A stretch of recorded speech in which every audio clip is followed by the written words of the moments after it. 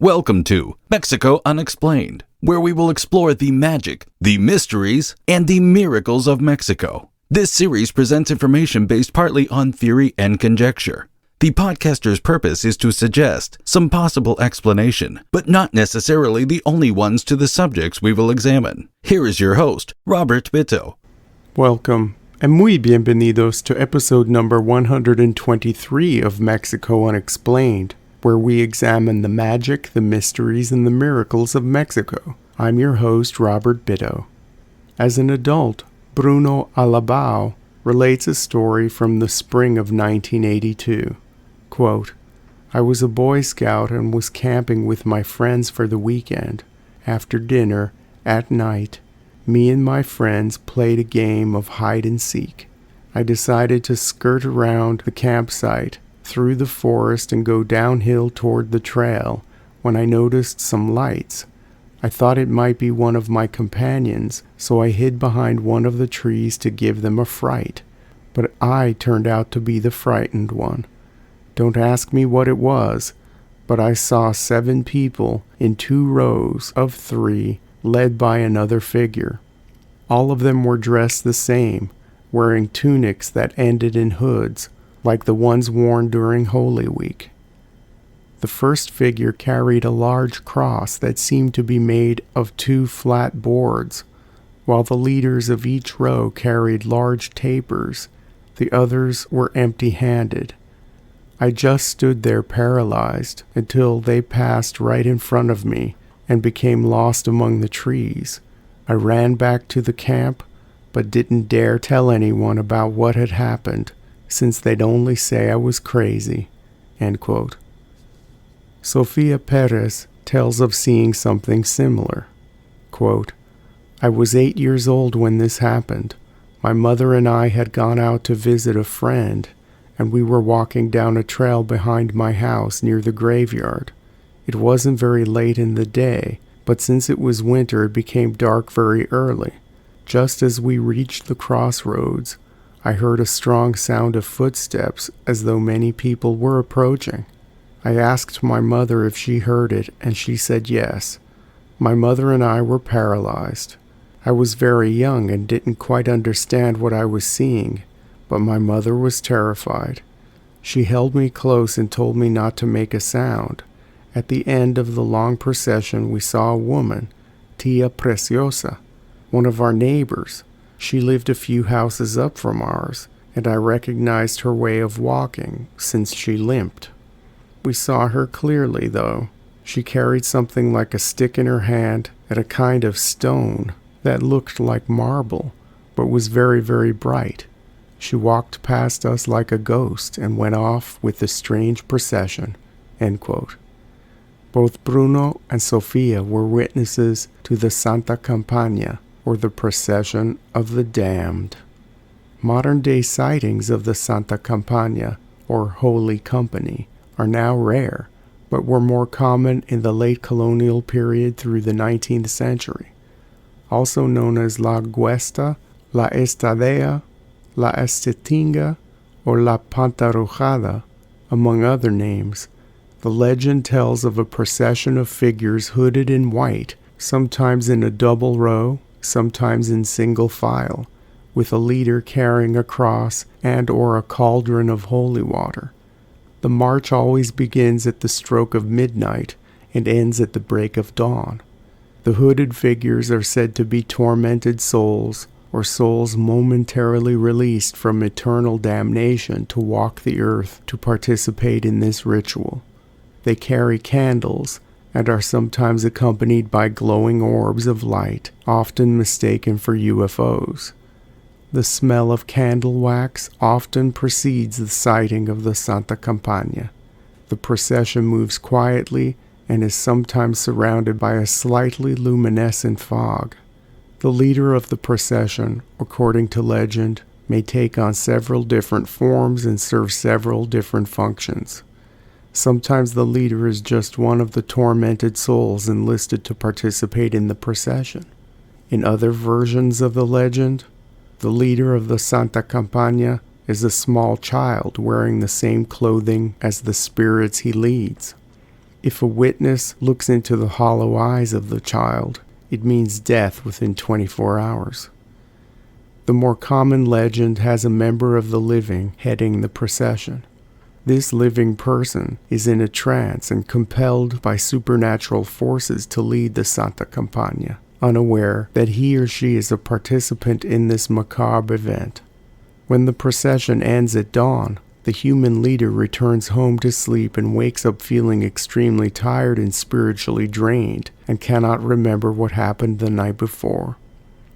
The human participant is officially under a curse and is condemned to lead the procession each day at midnight until the curse is broken. If the curse is not broken, he or she will turn pale and wither away and die in a matter of weeks. The only way for the living leader of the procession to lift the curse is to pass off the cross and cauldron to an unsuspecting passerby while part of the ghostly march.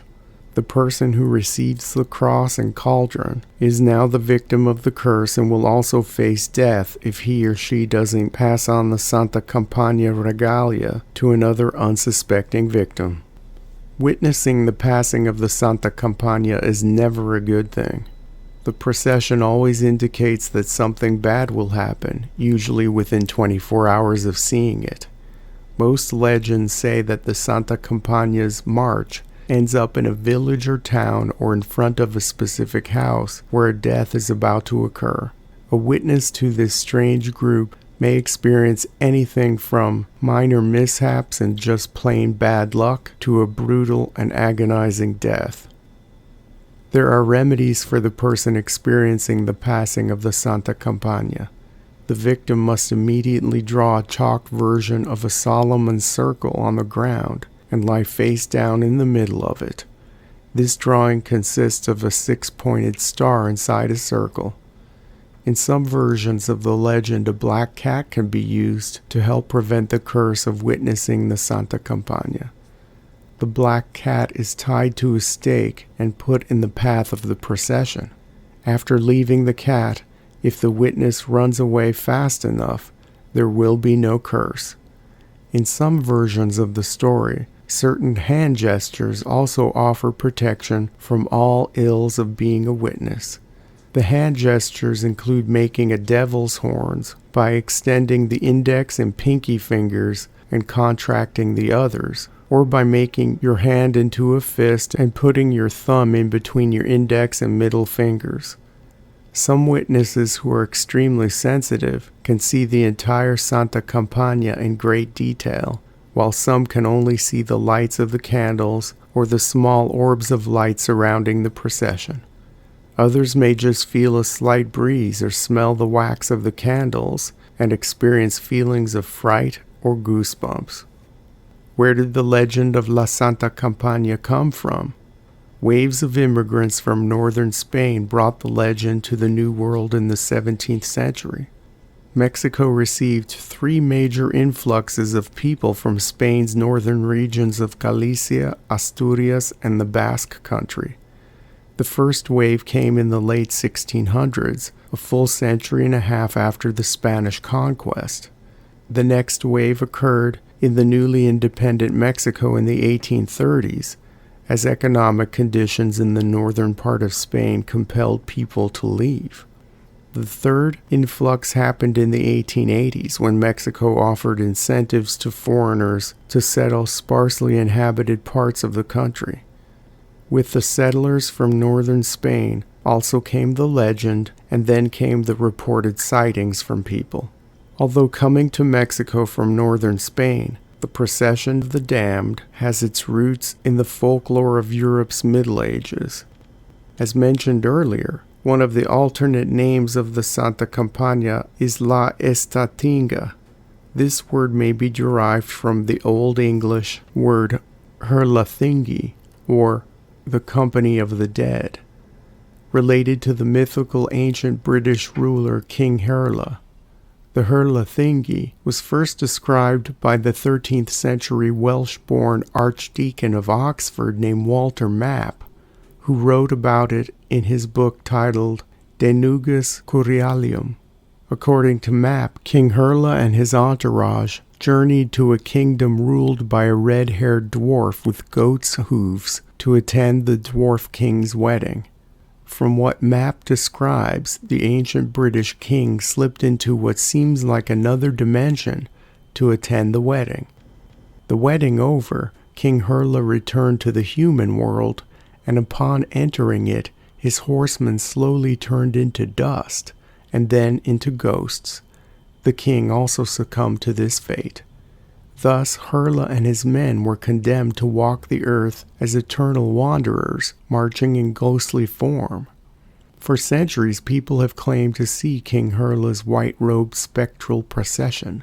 The Hurla Thingy is related to an older European folklore motif called the Wild Hunt, found mostly in the Germanic and Scandinavian countries. The motif usually involves supernatural or ghostly hunters passing by in pursuit of game. The hunters can either be fairies, elves, or the dead. The procession, much like the more modern-day Santa Campania, has a leader. In the Germanic legend, the leader is usually the god Woden. In other versions, the leader is a headless horseman.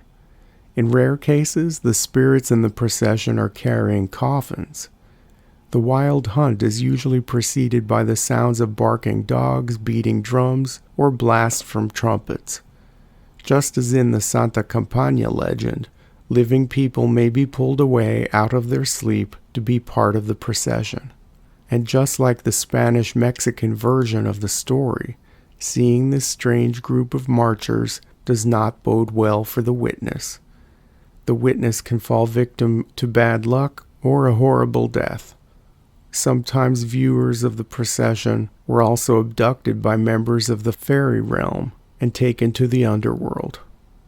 Similar myths of ghostly processions were found throughout ancient Western Europe and reached as far east as modern-day Slovenia.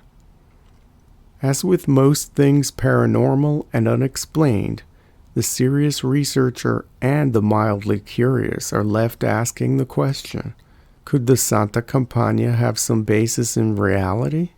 Many witnesses to this phenomena have had no prior exposure to the legend, so what are they seeing? Cult activity? Imaginary religious processions? Pranks?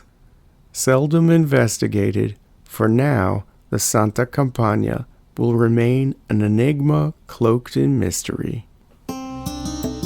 Thank you once again for listening to another episode of Mexico Unexplained. Remember to like and subscribe to us on YouTube and follow us on Twitter. Tell your friends by sharing these shows with others. Please go to our website, MexicoUnexplained.com. For references, illustrations, and for free access to transcripts of past shows, please visit Amazon.com to purchase the book Mexico Unexplained to get a hard copy of the magic, the mysteries, and the miracles of Mexico. We appreciate your kind attention once again. Until next time, thank you and gracias. Thank you for listening to another episode of Mexico Unexplained with host Robert Bitto.